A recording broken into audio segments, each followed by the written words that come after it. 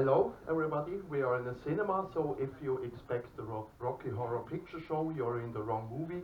What you will see here is the sequel horror show for the next 45 minutes. Why sequel horror? What means sequel horror show? In my job as a consultant, I often do performance tuning for several customers, and during this job or during this performance tuning tasks, I often see really awful SQL statements. So what you will see here are real queries from real customer projects, but never mind if somebody is sitting here and says, oh shit, this query I have written or something like that. Don't care, I will not name any customers here. My name is Dani Schnider. I work for Trivadis, a consulting company in Switzerland, and mainly in data warehousing, but quite often, as I already mentioned, I do performance tuning, data warehouses, but also OLTP systems. And if you have weak nerves, so for those who already have a beer, it's probably a good idea, because the statements I show you are not all of them are nice. But what I want to show you is that performance tuning, of course, it's important to gather statistics, to create indexes, to use partitioning or in memory, or adding hints if there is no other way. But quite often, what I quite often see is rewriting the statement or reduce the complexity of the SQL statements often helps to make the statements faster, and not only a little bit faster, but way the hell faster, as you will see in some of these examples. Okay, let's start with the first example. I called it reduction of complexity. On the left you see the original statement, on the right you see the tuned statements. Any questions? Some of you who are already a little bit older like me, and that's what we often hear in the Oracle community, people are getting older, need glasses to read it, but even with glasses it's quite hard to read, but you don't have to read it in detail. I will zoom into the important parts. What we have here is a select statement with an inline view, and this inline view contains three different parts combined with a union. And what we already see here, that's a common mistake that you quite often see in SQL statements. Select distinct, union, select distinct, union, select distinct. A union, unlike a union all, already contains distinct, so therefore the distinct statements are not required here. Fortunately, the optimizer is smart enough to understand that only one sort operation, so only one sort distinct has to be done at the end of the result set, so this was not a problem here. But quite often when I do these performance tasks, so yeah, this view, I don't know the application and all the details, so to do the job as fast as possible, I have to find out where is really the problem, and that's a good thing when you have this union stuff. So what I did, I just tested all the statements step by step, and I realized that the first two ones were quite fast, so returned the result within a few seconds, and the last one I stopped the session after a few minutes because it was taking too long. So the problem seems to be in the red part here. So let's zoom in to this part, and what we see here is we have this select distinct, some joins on several tables, and then two left outer joins, two inline views.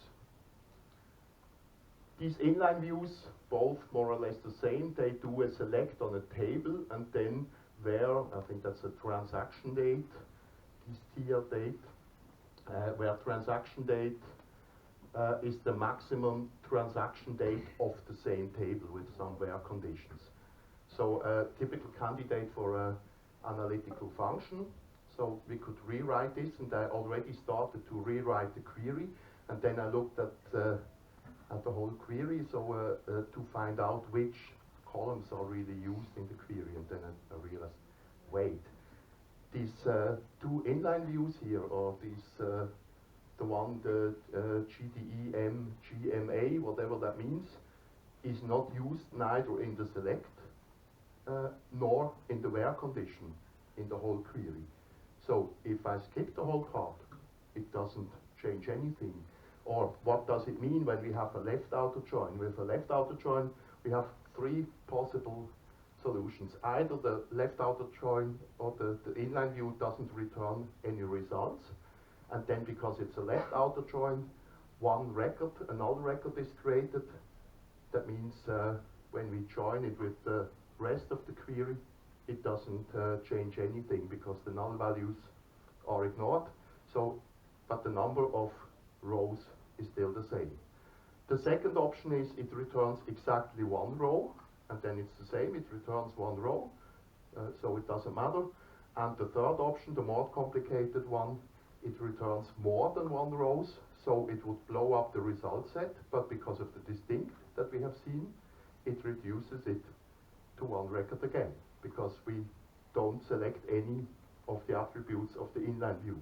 So I just commented out or deleted the inline view in my query, run it again. It returned the same result, but much faster. And the same for both. So what I did at the end, just skip these two inline views. Result was the same, but much faster. So instead of more than 1 hour, the whole query was running in 2 seconds. The only problem is when I do things like this, of course, I needed a bit more time to find out what is the reason and to analyze the query that I had to explain it here. But when you need several hours and then I have to explain to the customer, I need half a day for performance tuning of this query, and at the end I just deleted some lines. So the customer asks, so what the hell do you do the whole time? But it's not changing the query is the problem, but to find out what the query does, what the problem is. So this one was an easy one, just delete some lines and the query is much faster. That's not always possible, and here it was possible because, as usual, I was able to connect to the database and compare the results, and of course it has not to be only faster, I also have to guarantee that it returns the same results. That's not so easy if you don't have access to the database. Okay, that's usually not the case when you do performance tuning, but it happens. The second example is from a customer. I'm working there from time to time, but not on a regular basis. But on one day last year, I got an email from this customer. The email is in German, but the message is, hi Dani, we have a problem with the following statement. What can we do here? Okay.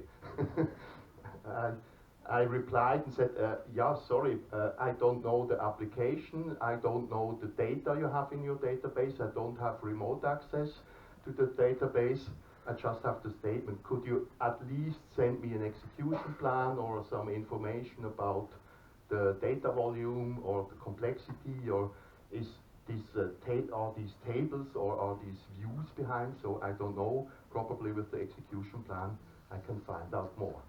So they sent me a screenshot of Enterprise Manager, that's the execution plan. It was still running at this time since 23 minutes, but still running, and it does a connect by on a table. It is connected twice, that's typical with a recursive query with a connect by, but it seems to be only one table. So but this table returns 55 million rows, and with the connect by we have almost a billion rows, or 840 million rows.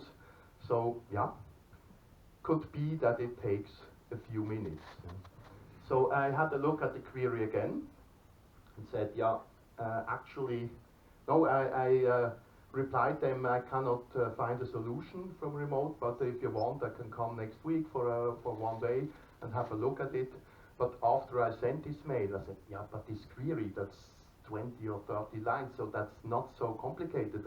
At least I wanted to find out what it does.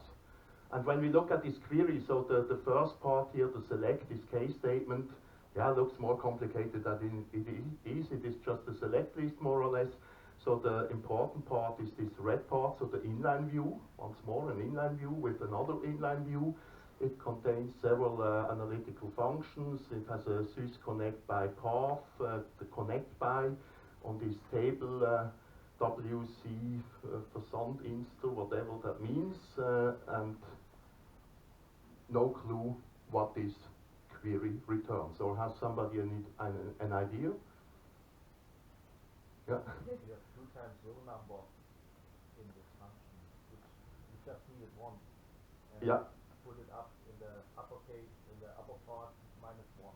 Yeah, the 2 row number calls, the analytical functions, row number over partition by, and about the same partition by key. So I don't know why they do it twice. The only difference is once it's the value and once it's -1. But actually, I couldn't find out what this query does. And because I had no access to the table, what I did is I had no other chance. I just replaced the table name and the column names with a known table. The M table, of course, then it was much faster, but I just replaced the attributes and run this query on my local database and have seen the result. So for every combination of department number and job, it returns the smallest employee number and a comma-separated list of employee numbers sorted by employee number. To have this result, what can we do here? Has anybody an idea? ListAct, the ListAct function. So I wrote the query again, the green version of this query, and saw that returns exactly the same result. So I took this query, replaced back the attribute names, sent it back to the customer with the comment, I cannot guarantee that it really returns the same results because I couldn't test it, but try this query and give me feedback whether it works or not. And the feedback was this mail. Even if you don't know German, from the number of smileys, you see that the customer is happy. And the comment was, we tested your statement and it's not only much the hell faster, but it returns even the same results. Thank you very much, and blah, blah, blah. And after this mail, so it took me 20 minutes to solve this problem, so they didn't have to pay for these 20 minutes, but I was so happy because I'm not often paid by smileys. That's sometimes nice. Okay, sometimes it's more expensive and not paid by smileys. The third example, I call it an expensive attribute. That was for another customer. They sent me just, they assigned me some trouble tickets when it has to do with performance tuning, and the ticket here, the only information I had in the ticket is this select we see on the left side here is running for more than 50 minutes. And interesting hint in the comment, if we remove one column here, the status state, then it runs in a few seconds.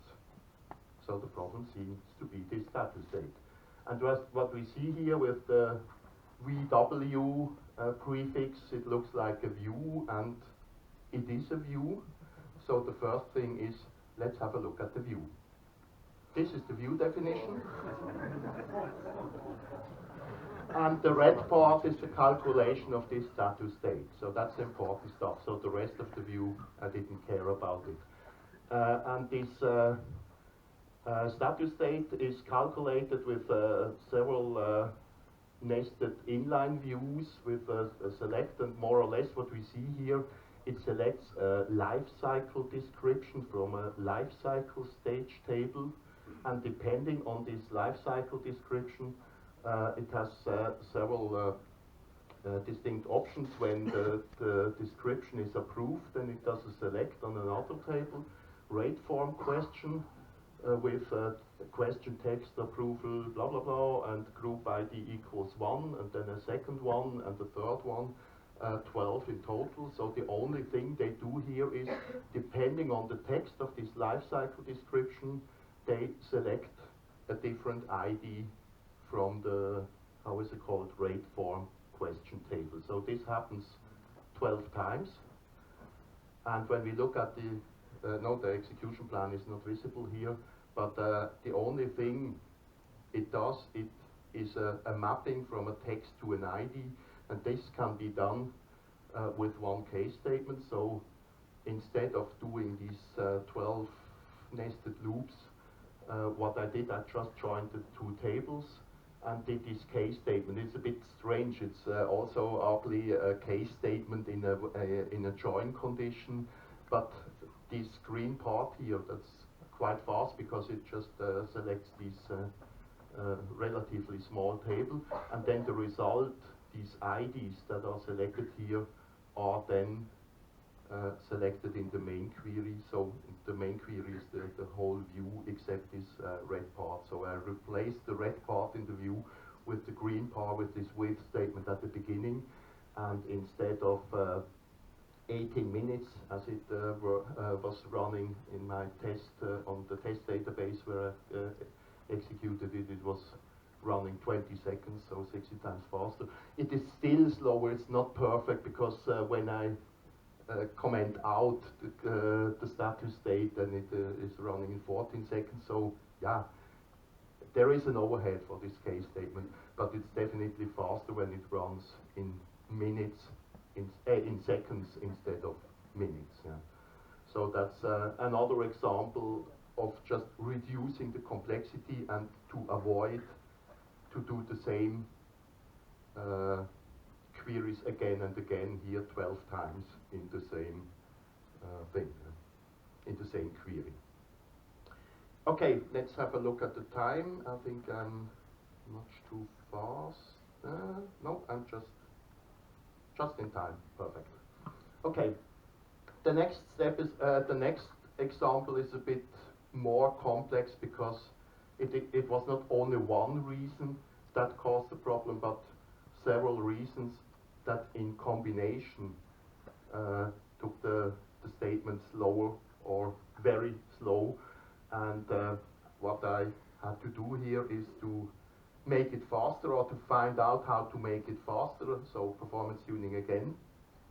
But here there were several steps. So the initial situation, once again, we have a view, and we have a query on this view that selects one particular date, a counting date on this view, and that was running for more than 2 hours. When I say more than 2 hours, it's just because we killed the session after 2 hours, so I don't know exactly how long it would work. This is the view, so quite simple. No, it's not the complete view, but more or less it is a view with a with statement. So once again, a so-called subquery factoring clause to another view, and then from the result from this view is selected 10 times, this time with a union all. Oh, clever, not a union, so we don't have this problem with the distinct. And all these queries are more or less the same, but they select just different columns from the view, depending on a rating agency. Depending which agency it is, they select different columns from the red view on the top of the query. Because that is executed 10 times, they included a materialized hint. The materialized hint, which I didn't know that till about a year ago, but then somebody in a training once, or no, in a presentation told me that this materialized hint is undocumented. That's really true. You don't find it in the Oracle documentation. I use it all the time, but it's not documented. What this materialized hint does, that the with statement, so the select in the with, is executed only once. The result is stored in a temporary table, in memory or in temp table space, and then whenever it is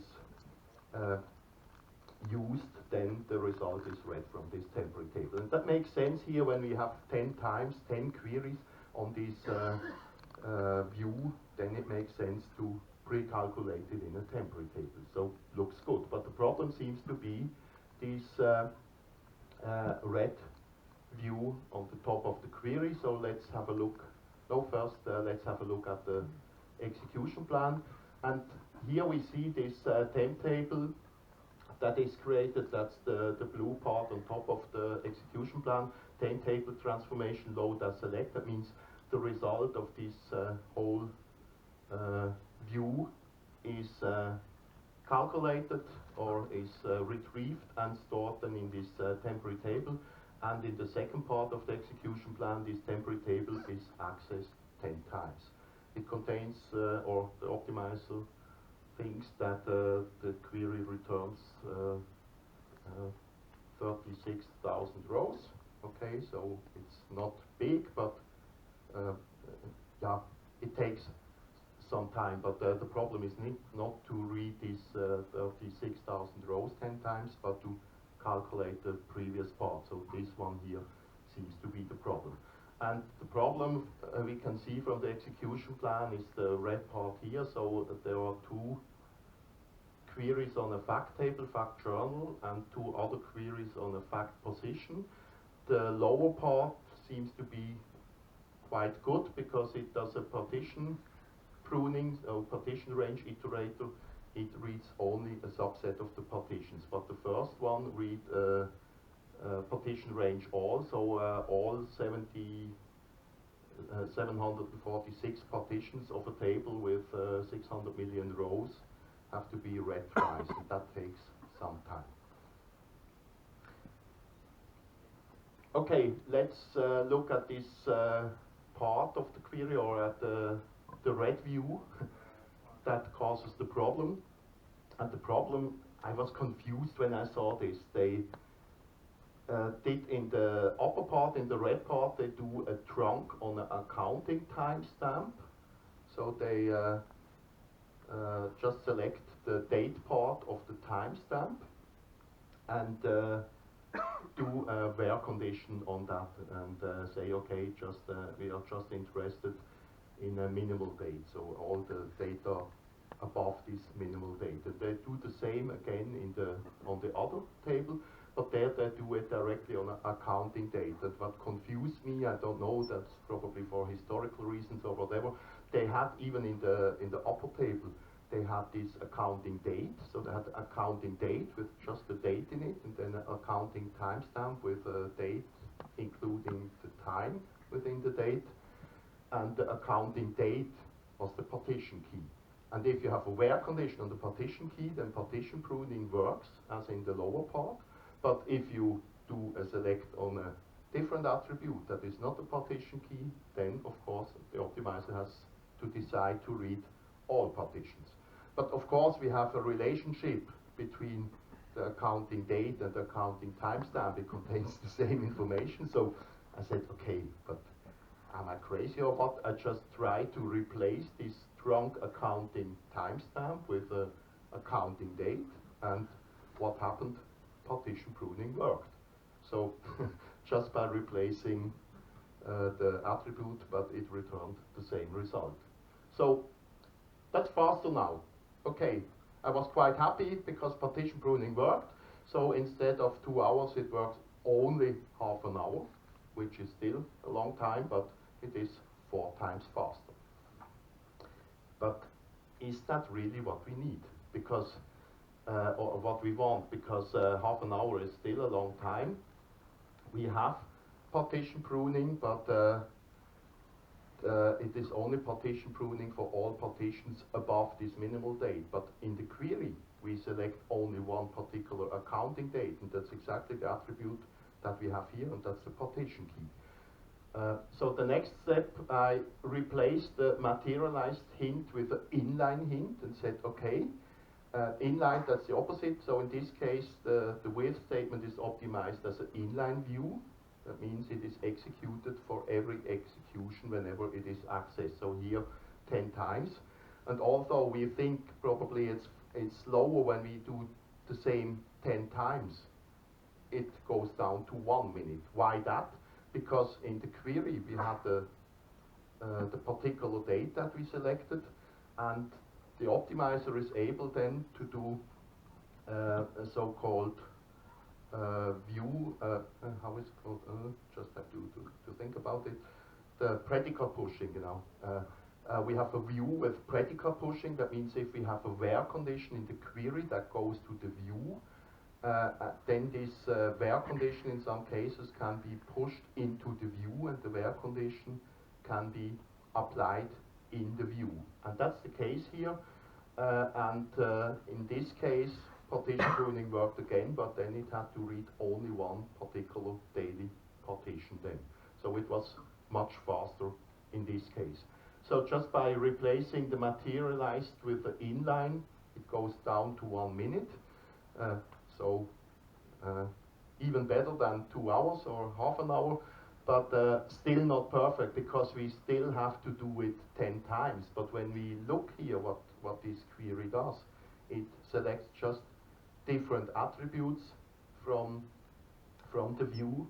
So it does nothing else than just pivoting the result. So the view returns distinct attributes, and instead of doing this, we can, no, it's not pivoting, it's unpivoting. We can rewrite it like this and do an unpivot on the original view and say, depending on the rating agency, we select different attributes. And then the query was running in 12 seconds. Okay, it was probably a bit too fast, and to be honest, it took me, I think, a whole day to understand what's going on here, and so that was a bit more work than the previous 2 examples.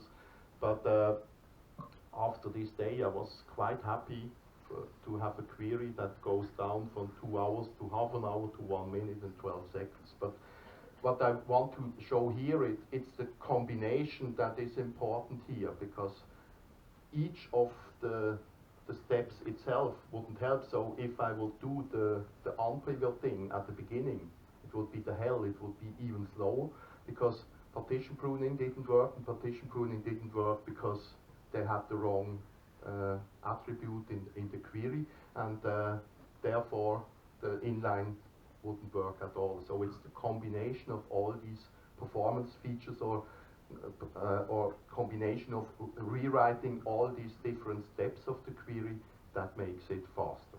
And it makes it not only a little bit faster, but it goes from hours to seconds once more. Okay, the next one, for those who already have seen this presentation in Bulgaria, this one is newer. I think I haven't, I'm not sure whether, no, I think I don't have it there, or I'm not sure anymore. But that's something that happened this summer. I call it the PL/SQL journey. PL/SQL in a SQL statement. Very nice, you can do a lot of calculations. You can call a SQL function within a statement, and the SQL function can do some calculations that you can do in a select or in a where condition, but sometimes it's not very efficient, as we will see. So the initial situation here was a load job from a kind of a data warehouse application, and what they do is they run several procedures. Each of them is loading exactly one table. So I don't know how many it is in total, but here's just a subset of these RR8 tables in this application. And they told me that it takes too long, and the longest one or the slowest one was this procedure here, which was running 36 minutes. So let's have a look at this procedure. And when I saw this as a data warehouse guide, I was a bit confused, because a delete without the where condition at the beginning, and then an insert I will do at least insert append in this case, and instead of a delete, the truncate, that will be faster. So first I thought, this is the problem. But then I realized, no, that's not the problem, because this, the query here returns only a small number of rows, I think 20 rows or something like that, because of the aggregation. So the delete of 20 rows, that's not really an issue.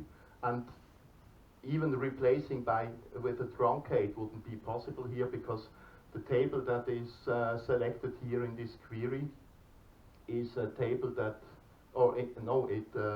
it reads from a view, but when we will look at the view afterwards, we will see that all these views, they always select from the first two tables on the top of the procedure. So the first two procedure calls, they load some global temporary tables, and these global temporary tables are used as source for all the following steps. And the global temporary table, by default, when you commit it, the data is gone, so that's the reason why I do a delete and not a truncate, because after the truncate, no data will be available. I realized that when I did some tests. But that was not the problem, but the problem was, once more, the view here. Yeah, this is the view. Another complex view, and all the red parts, even if you can't read it, all the red parts you see in the view are PL/SQL function calls. And in total we have here 4 functions that are called with different names. One is called 8 times, one is 4 times, and 2 other 3 and 2 times. The lower parts, the lower 2 functions, they were quite fast. So what I did, I just commented out all these function calls, and then it was fast.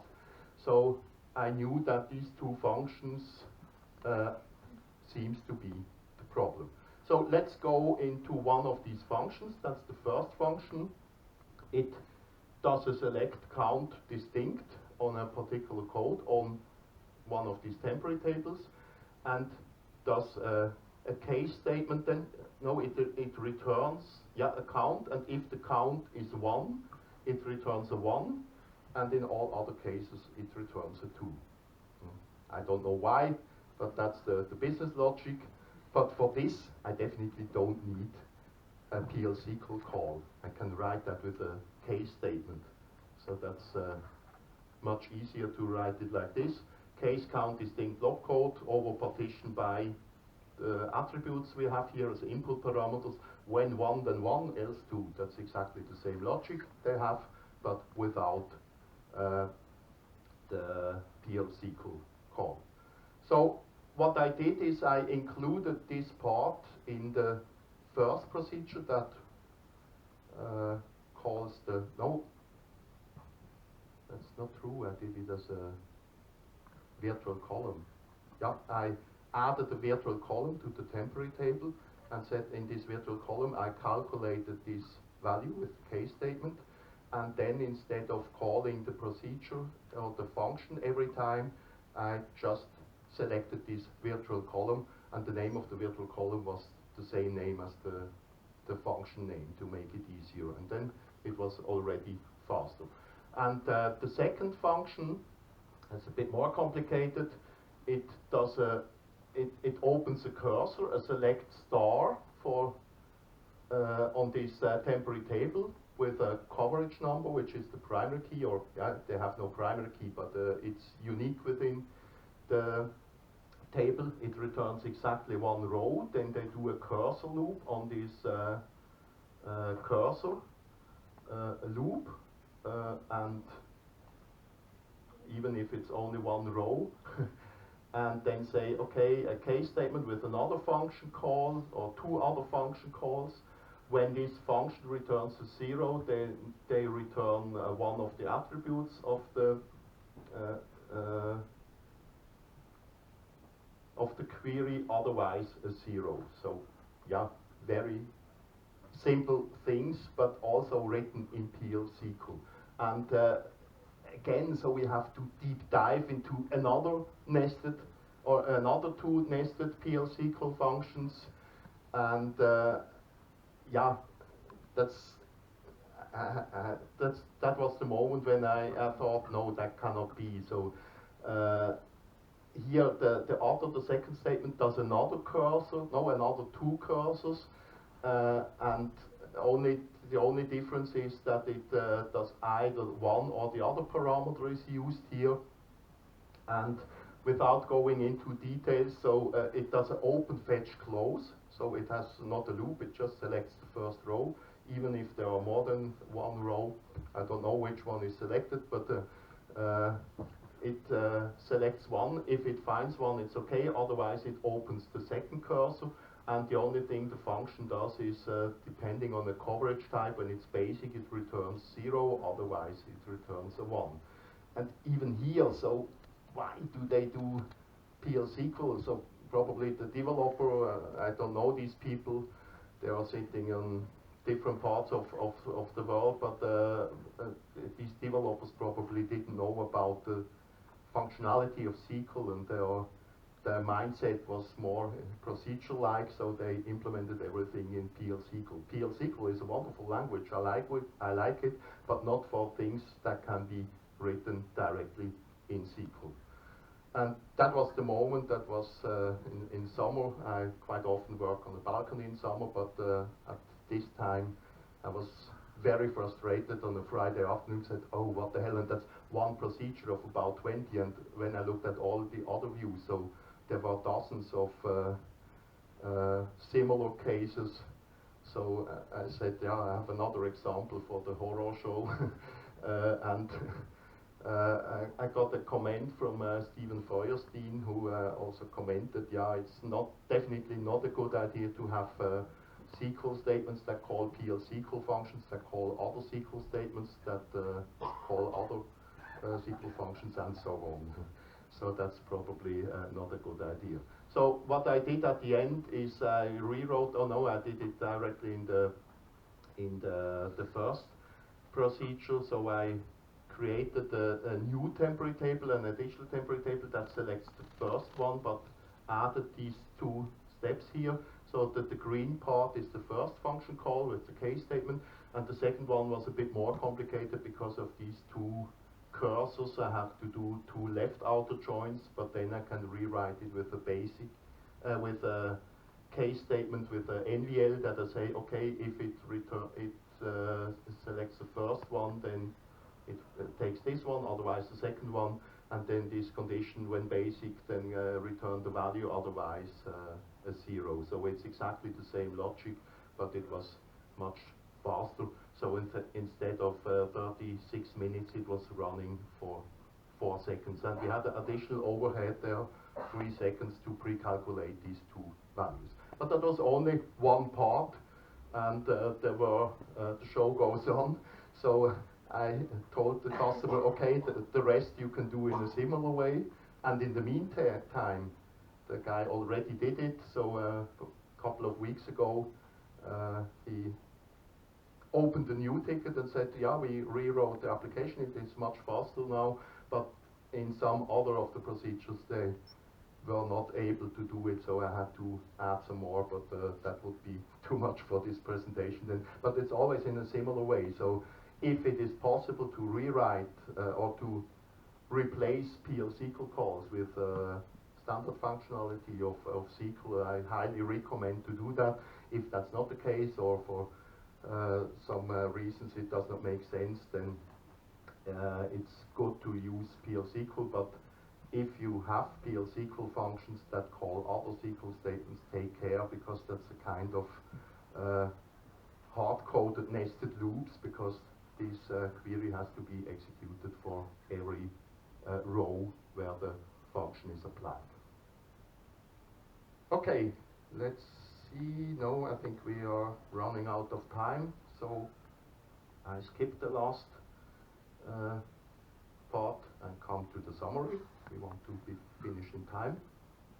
The summary of all these statements or all these examples. So it's not the purpose of this presentation, of course, the condition to do that as early as possible. The earlier the better, because then for the next steps only the small subset has to be used, and multiple executions, as we have seen in this one query that does the same stuff 10 times. That should be avoided whenever possible. So the easier the better. It's not easier for us to understand the statement, it's also easier for the optimizer to find a good execution plan for these statements.